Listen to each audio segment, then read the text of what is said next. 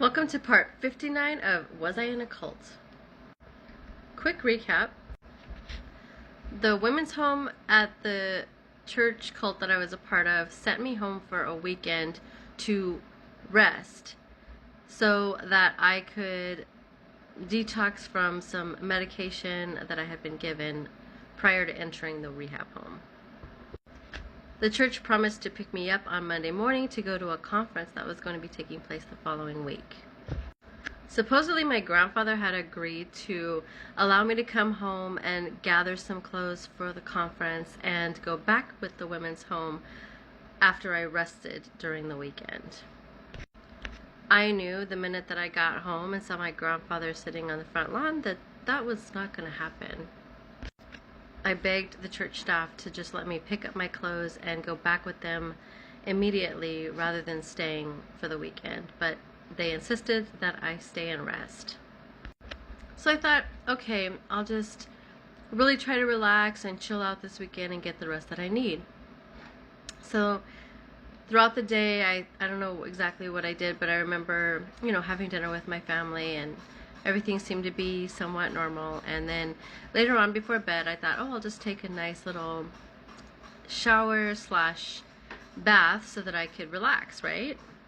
So I've always had this thing where I take a shower first to get clean, and then I actually run the bath water after so that I'm soaking in clean water rather than dirty water. So I lay down, I get comfortable in the bathtub, and I just kind of have my ears kind of a little bit covered with water, and I'm relaxing, and I close my eyes for a brief moment, and I do remember that I did not pass out, I did not go to sleep. I literally closed my eyes for all of 2 seconds, and then I heard a commotion. So I opened my eyes and my grandmother's standing over me, and I'm like, what is happening? So I get up really quick and I'm like, what are you doing in here? And she's like, get out of the tub now. And I'm like, okay, calm down, I'm just trying to take a bath and relax, I'll get out. And she's started to grab my arms and starts yanking at my arms, and I'm like, I'm getting out, give me a minute. But I was kind of slipping because the tub was slippery.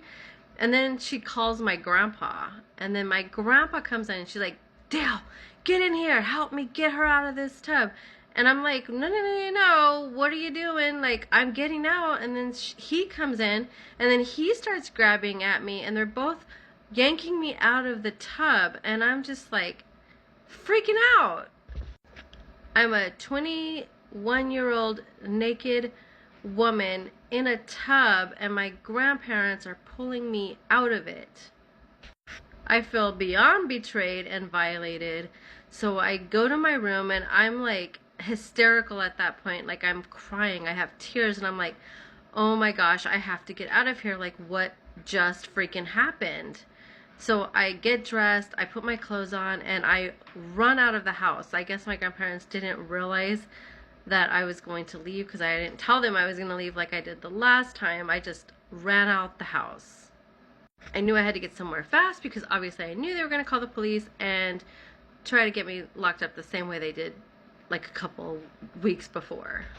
So I run around the corner to my friend Maria's house, and I go to her door, and I'm telling her the story. She's like, come in, what's going on? And then I tell her what happened, how my grandparents yanked me out of the tub, and she was like, really, they did that? She wasn't sure if she believed me.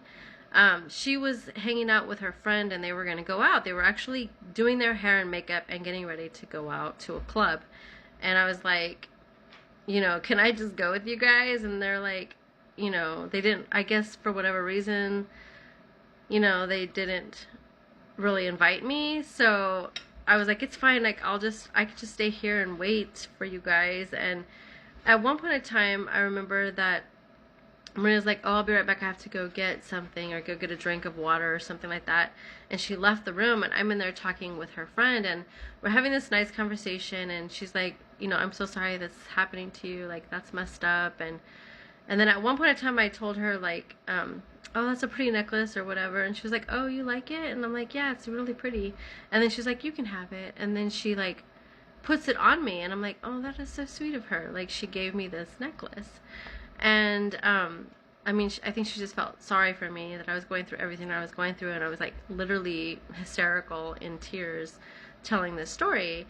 And so I'm like, okay. And then like Maria like didn't really return back to the room for a while, and then she finally did come back in and acted like nothing was happening and stuff. And then like 2 seconds later, I hear walkie-talkies coming down the hallway.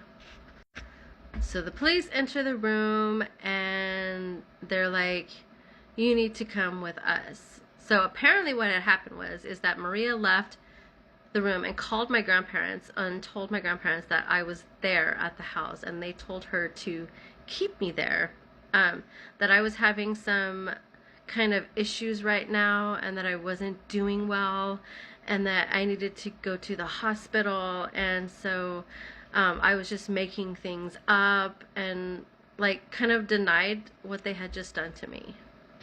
So of course my grandparents somehow called the police. I don't know what they told them, that I was potentially running away from home. I mean, I don't know if you can actually run away from home at 21 years old, but they basically knew that I wasn't being compliant with this treatment that they were supposedly making me do, and that I had left without this said treatment to go to this other place. And so they just felt like they needed to get me back locked up again.